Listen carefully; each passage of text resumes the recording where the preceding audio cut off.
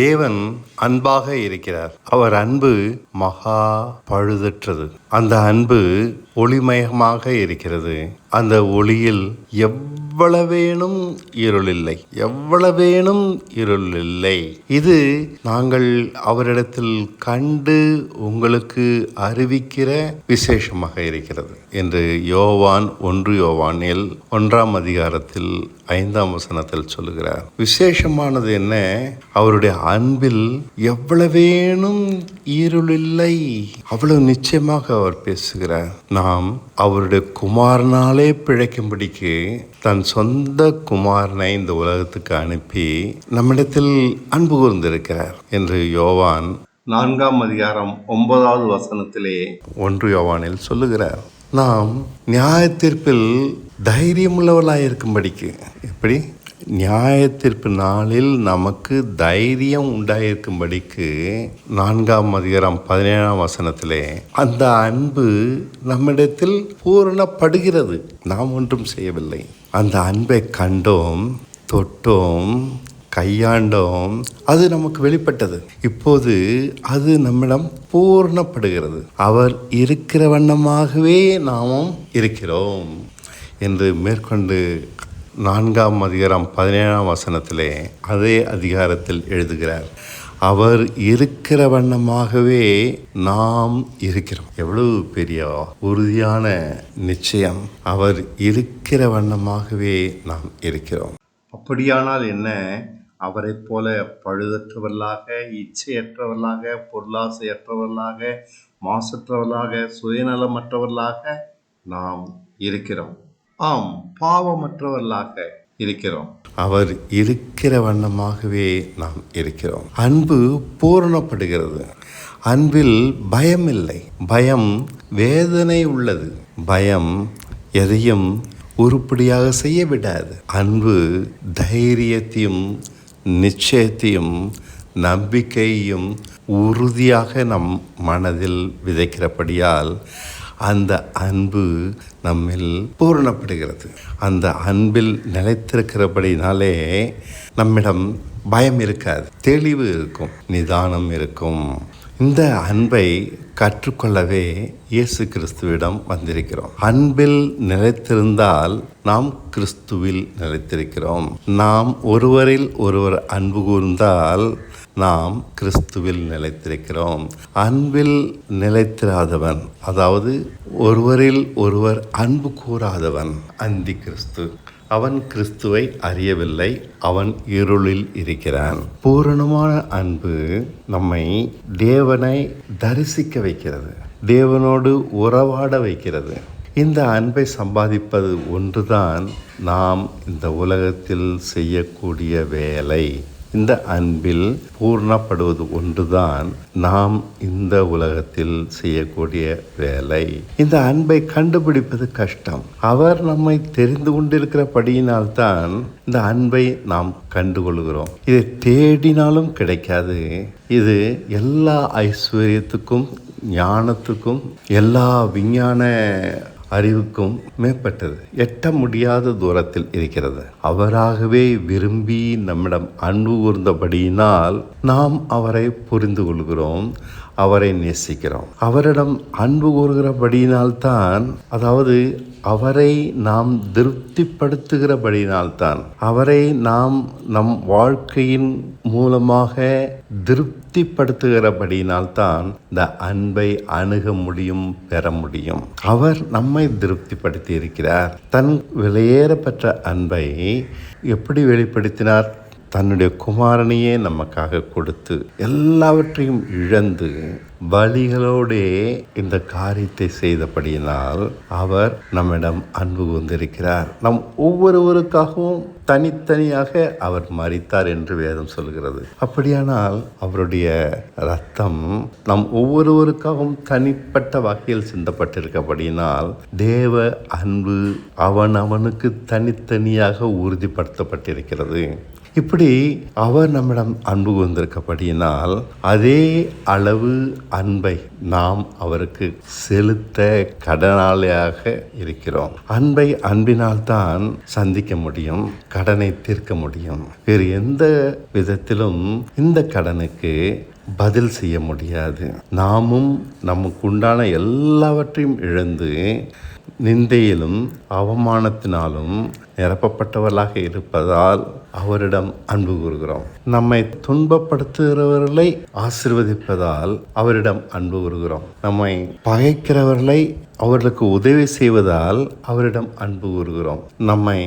நம் சத்துருக்களை நேசிப்பதால் அவரிடம் அன்பு கூறுகிறோம். இதனால் நாம் பிதாவுக்கு புத்திரராக இருக்கிறோம். புத்திரர் என்றால் என்ன?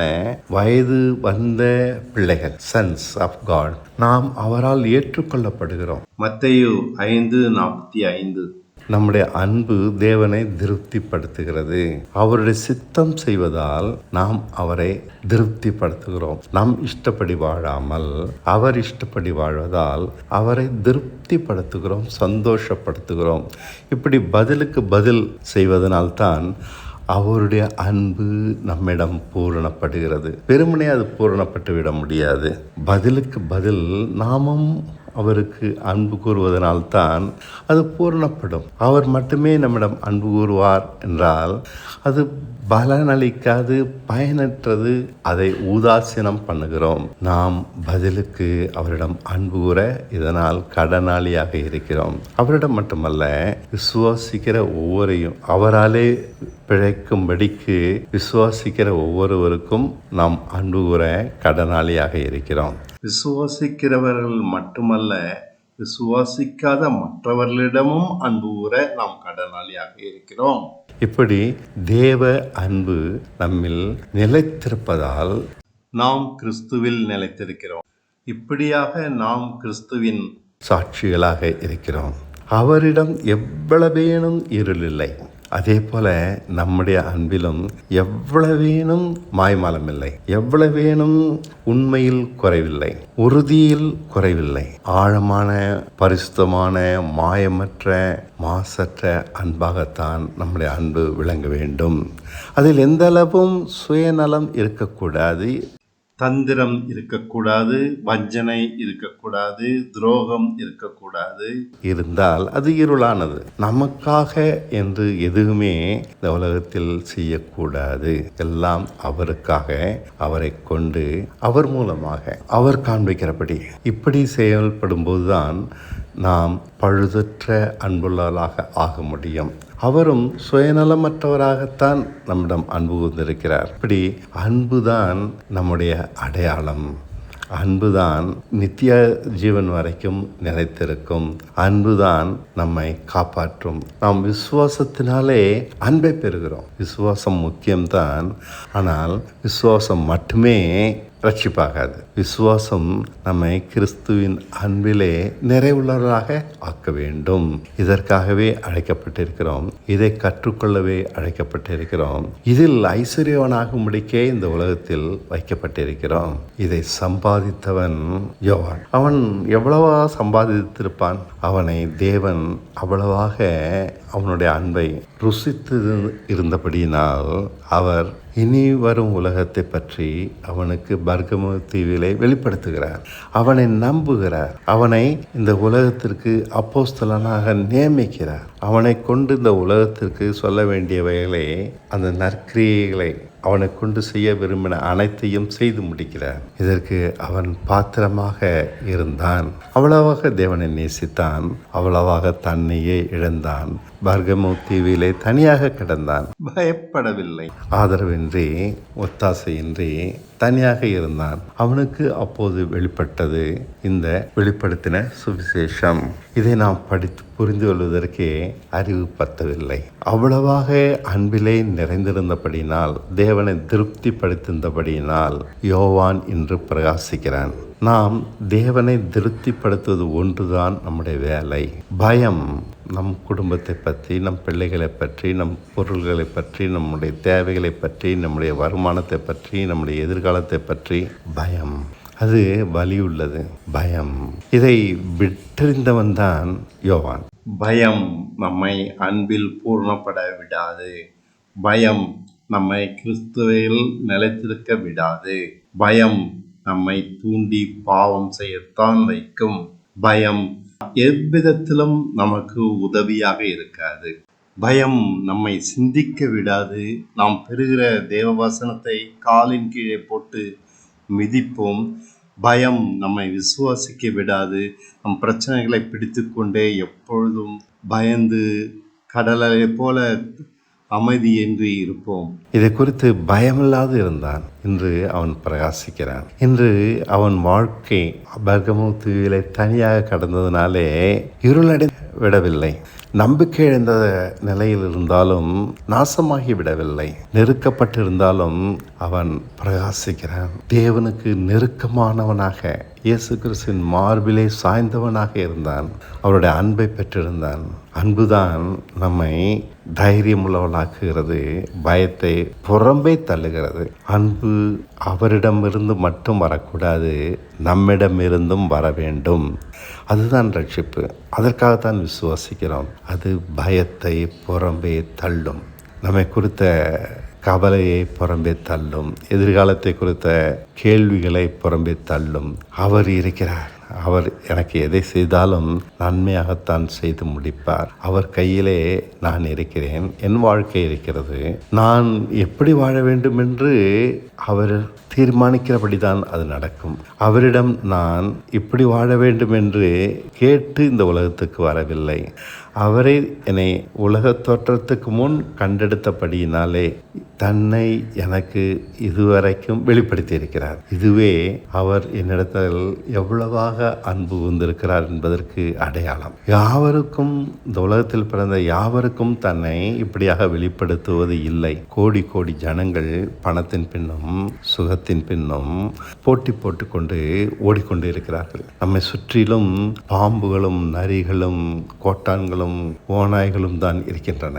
மனுஷர்களை பார்க்க முடியவில்லை. அன்பான மனுஷர்களை பார்க்க முடியவில்லை. ஆனால் நம்மை தேவன் தெரிந்து கொண்டிருக்கப்படினால்தான் நாம் இந்த தேவனை அணுகுகிறோம், அண்டி பிழைக்கிறோம், அவர் ஆதரவிலே வாழ்ந்து கொண்டிருக்கிறோம். இன்னும் பயம் எதற்கு? அவர் நம்மை ஆதரிப்பார், ஆதரித்தார், தப்புவிப்பார், தப்புவித்தார், தப்புவித்து கொண்டுதான் இனிமேலும் இருப்பார். இந்த நிச்சயம் நமக்கு உண்டு. இந்த நிச்சயம் யோவானுக்கு இருந்தது. இந்த நிச்சயத்தினால்தான் அவன் தன் வாழ்க்கையின் மேல் இருக்கிற பிடியை விட்டான். நாமும் வாழ்க்கையின் மேல் இருக்கிற பிடியை விட வேண்டும். பயத்திலிருந்து வெளியே வர வேண்டும். அது என்ன காரணமோ பயம், அது நம் கடனை குறித்தோ, பிள்ளைகளை குறித்தோ, நோயை குறித்தோ ஏதோ ஒன்று. நம்மை பயம் ஆட்டி படைக்க கூடாது. அன்புதான் ஆட்டி படைக்க வேண்டும். அவர் அன்பை புரிந்து கொள்ளுங்கள். அன்பில் எந்த வகையிலும் தீங்கு இல்லை. அவர் எந்த வகையிலும் நமக்கு தீங்கு செய்ய மாட்டார். 1 யோவானில் 1ஆம் அதிகாரத்தில் 5ஆம் வசனத்தில் சொல்லுகிறார். இதுதான் யோவான் அவரிடம் கண்டு நமக்கு சொல்லுகிற விசேஷம். அவர் எந்த வகையிலும் நமக்கு தீங்கு செய்ய மாட்டார். எவ்வளவு நெருக்கத்திலும் அவர் நம்மை பாதுகாத்து தப்புவிப்பார், தப்புவித்து கொண்டுதான் இருக்கிறார். நம்மை ஆதரிப்பார், ஆதரித்து கொண்டுதான் இருக்கிறார். அவருடைய ஆதரவினால் தான் நாம் இதுவரை பிழைத்திருக்கிறோம். எவ்வளவாய் நெருக்கப்பட்டாலும் பிழைத்திருக்கிறோம், அழிந்து போகவில்லை. இதுவே அவருடைய அன்பை நமக்கு உறுதிப்படுத்துகிறது. ஆகையால் பயத்தை விட்டு வெளியே வாருங்கள். அப்போதுதான் நம்மிடம் அன்பு பூரணப்படும். அவர் இருக்கிற வண்ணமாகவே நாமும் இருப்போம். 1 யோவான் 4:17.